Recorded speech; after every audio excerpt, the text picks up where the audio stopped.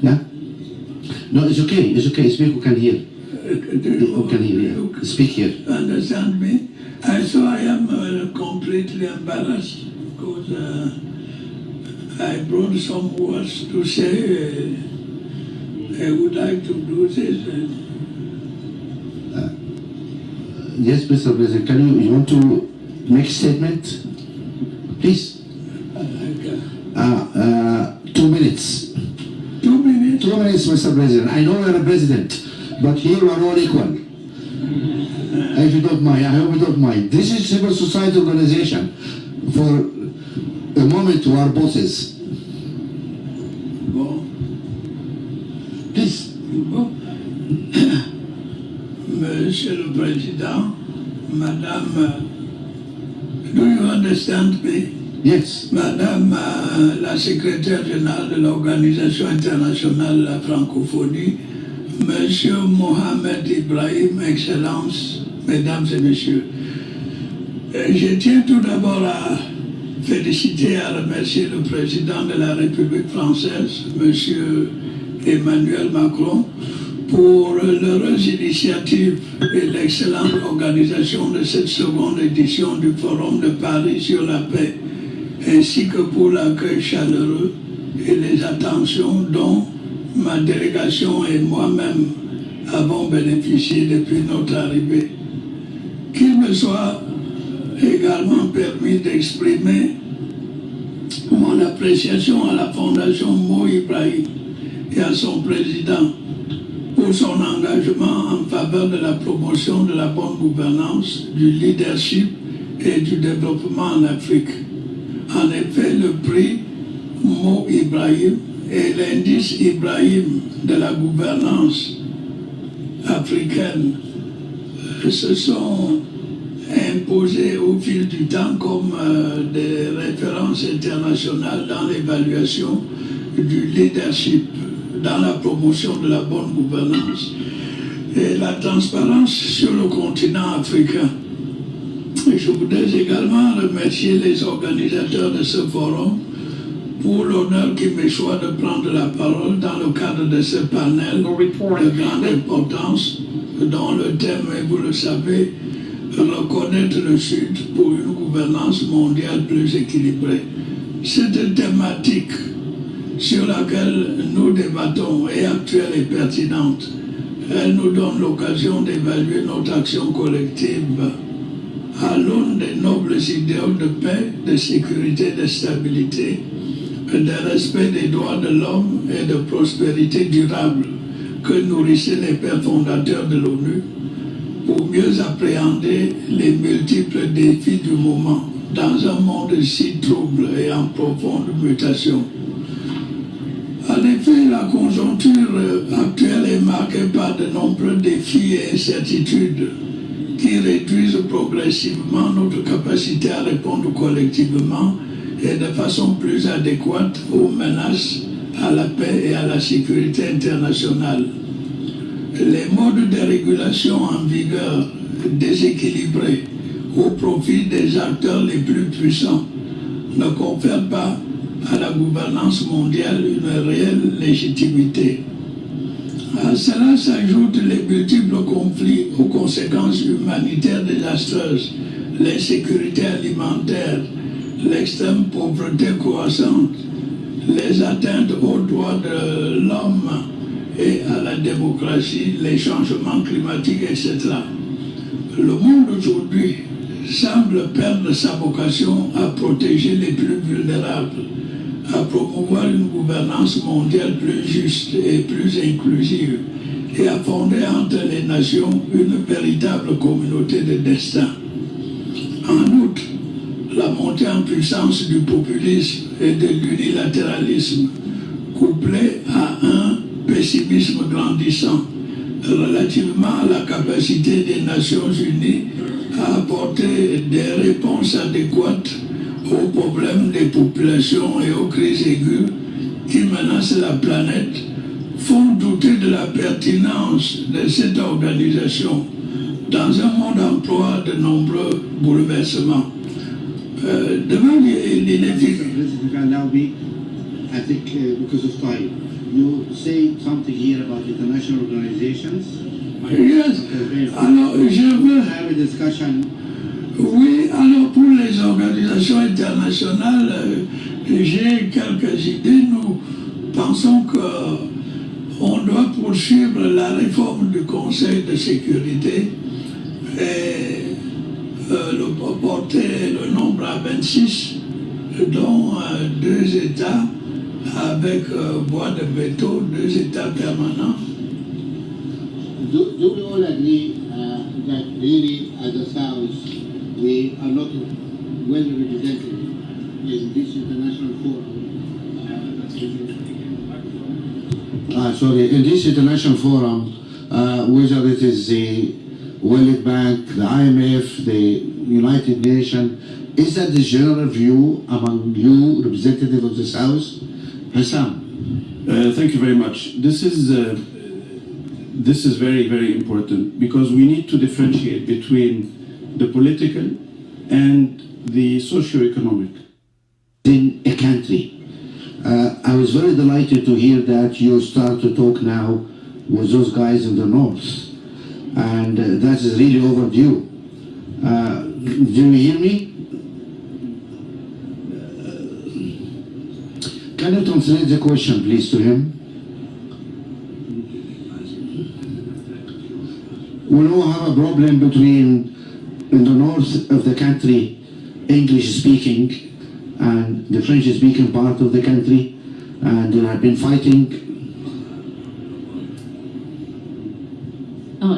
Il demande par rapport à l'application de cette collaboration intra-nation à l'intérieur d'un même pays, faisant référence aux difficultés que votre pays connaît entre les différentes communautés. Est-ce que ça s'applique aussi au niveau d'un même pays? Oui, c'est difficile à dire l'histoire de mon pays. L'histoire de mon pays, Monsieur le Président, est compliquée. Nous avons été d'abord colonie allemande, ensuite, après la Première Guerre mondiale, l'Allemagne a perdu ses colonies et celles-ci ont été partagées entre la Grande-Bretagne et la France. Et mon pays a été divisé. Une partie était sous colonisation britannique, l'autre sous colonisation française. Il a en résulté une juxtaposition de culture et de civilisation qui rendent les choses assez délicates. Bon, on a tout fait pour mettre à égalité les deux langues, les langues anglaise et française, mais les mentalités, le système scolaire, le système de la magistrature sont différents.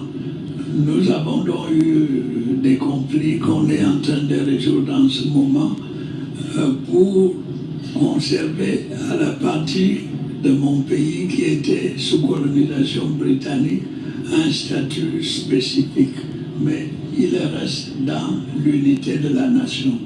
C'est ça le problème que nous avons à résoudre. On avait la possibilité de les intégrer directement dans le système francophone, qui était celui de la majorité du peuple, 80%. Mais je crois que les pays sont soucieux aujourd'hui d'affirmer leur identité. Et c'est pour ça que nous mettons sur pied un statut spécial qui reconnaît la spécificité de la zone anglophone, mais elle reste dans l'intégrité territoriale du Cameroun. Ça donne beaucoup de problèmes. Please, if you, we understand, please put. Oui. Oui, ce que j'avais encore à ajouter, c'est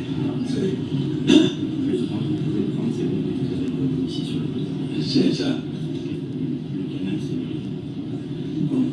I'm sorry we're struggling with the technology here, but we will be with you soon. Ah, bon, vous qui soyez là. Bon, je voulais simplement ajouter que cette volonté de réforme qui a suivi dans la communauté internationale concernant le Conseil de sécurité. Nous voulons la voir agir aussi dans les institutions de Bretton Woods, c'est-à-dire le Fonds monétaire, la Banque mondiale, parce que ces institutions ont été créées à la fin de la Deuxième Guerre mondiale. Le monde a changé depuis. Et il faut tenir compte des nouvelles entités qui participent maintenant à la vie internationale. Et je pense à l'Afrique. Et donc, thank you very much, Mr. President. We are delighted that you start to talk with the English-speaking guys. There's no problem. Some people won't speak English. You can speak English. Yeah. You know, some of us are occupied by France, who speak French. Some occupied by Portugal, who speak Portuguese. But that should not divide between us. And we are really delighted that I hear from my sister that you're starting dialogue. That's much better than bullets. So we encourage really that continue. Minister, you wanted to say something? Qu'ici en Europe et ailleurs, et je crois que c'est une question de gestion de la relation. Again, a foreign minister's type of answer. Yes, maybe. Can I ask Mr. President, what's your answer to this question? Can you please ask him in French if he... Eh bien, Monsieur le modérateur, mon pays, le Cameroun, a d'abondantes et excellentes relations avec la Chine, qui intervient dans le domaine les plus divers, infrastructures, barrages, etc. Bon, mais quand on discute avec les autorités chinoises, elles nous disent que leur pays est un pays en développement. Bon, dans une certaine mesure, on peut agréer cette qualification parce que quand on compare le revenu national par habitant du chinois et celui des grands pays du G7, on voit qu'il y a encore de la distance. Donc, ils n'ont pas tout à fait tort, mais je crois qu'ils sont en train de sortir du sous-développement à grands pas, puisqu'ils sont la deuxième puissance mondiale. Et je crois que ce n'est pas seulement le Cameroun, mais la plupart des pays d'Afrique entretiennent des relations de coopération économique et efficaces avec la Chine. Nous souhaitons que... Well, it's fine. Il passe au temps. Well, so the Africans and even the Arabs think that maybe we should, you know, Jeju is out. You are a neighbor of China. What Cambodia think? Is China part of the South, or China moved now to join the other camp? C'est bien. C'est une bonne question, monsieur le modérateur. Je pense que quand on parle du Sud, il faut certainement, quand on parle de la Chine, exclure la Chine des pays du Sud. Bien que géographiquement, la Chine est dans le Sud. Mais il faut dire que la Chine est un pays émergent, éminemment émergent. Donc on ne peut pas dire que la Chine, je peux faire plus partie des pays en développement. Mais la Chine est déjà au-delà du pays en développement. Donc je pense que la Chine ne fait plus partie du Sud. C'est pourquoi que quand j'ai parlé des pays du Sud, j'ai fait exception pour les pays émergents. Donc c'est tout la Chine, bien entendu. Merci, M. le Président. Well, thank you for being very, very clear. I would like to invite any questions from the audience because I don't think we have much more time. Who's managing us time-wise here? Okay, you go ahead.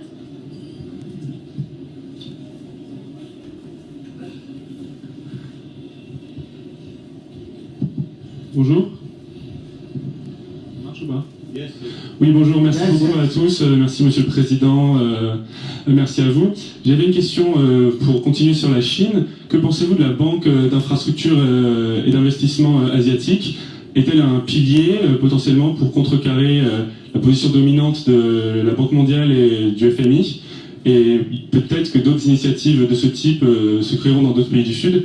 j'aimerais que vous puissiez commenter la création de cette banque d'investissement par la Chine plus récemment. Merci à vous.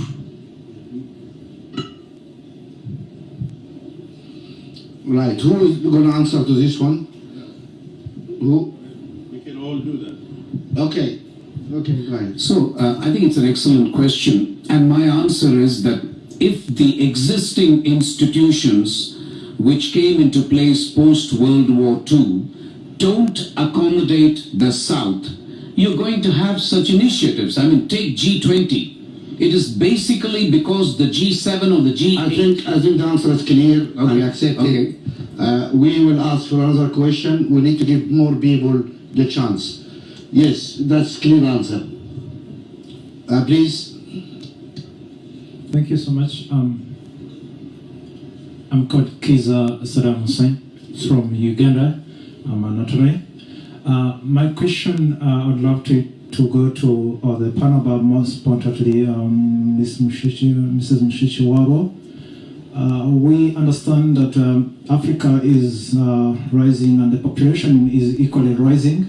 And we know the law of UN Security Council to solve global conflicts, and Africa has been a home to many civil conflicts where definitely the Security Council has mediated or solved those conflicts, and others are still continuing. So do you think the composition of Security Council does not really accommodate real representation, inclusive representation in solving global conflicts, because we don't see Africa as a continent represented on the Security Council, and do you think should be changed so that we have a permanent representation? Thank you. Louise. Eh bien, moi, je pense que le fait que l'Afrique ne soit pas représentée au Conseil de sécurité ne doit pas être une excuse pour l'Afrique pour rester dans le conflit. Je crois que c'est une question d'intérêt de nos pays pour nos populations.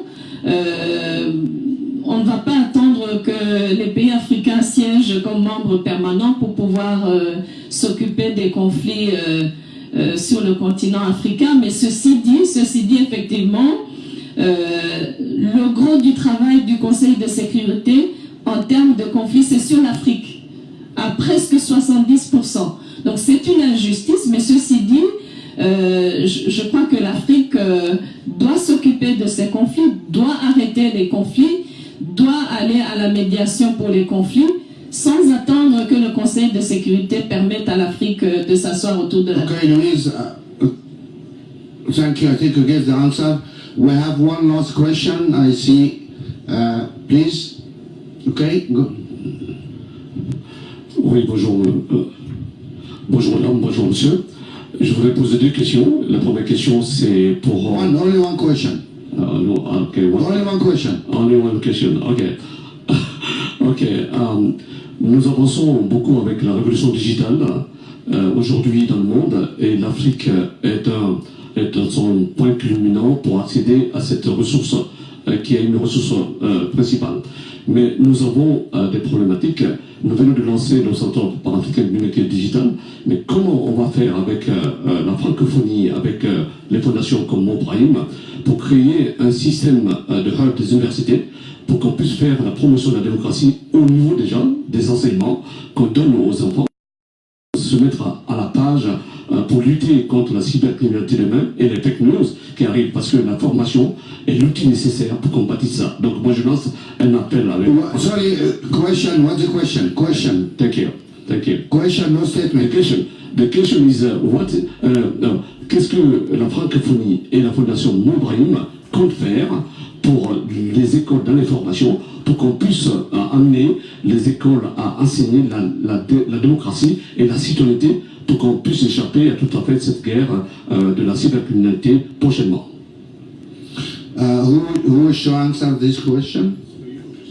It's a question for you. No. I'm the moderator. Nobody asks me. I answer questions. You guys need to work. Which one of you would like to?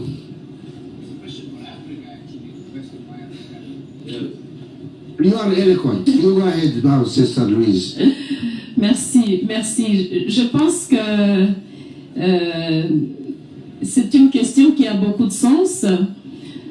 C'est aussi une question qui concerne, au-delà de la Fondation Mo Ibrahim ou de l'organisation que je représente, la francophonie, c'est une conscience nationale surtout.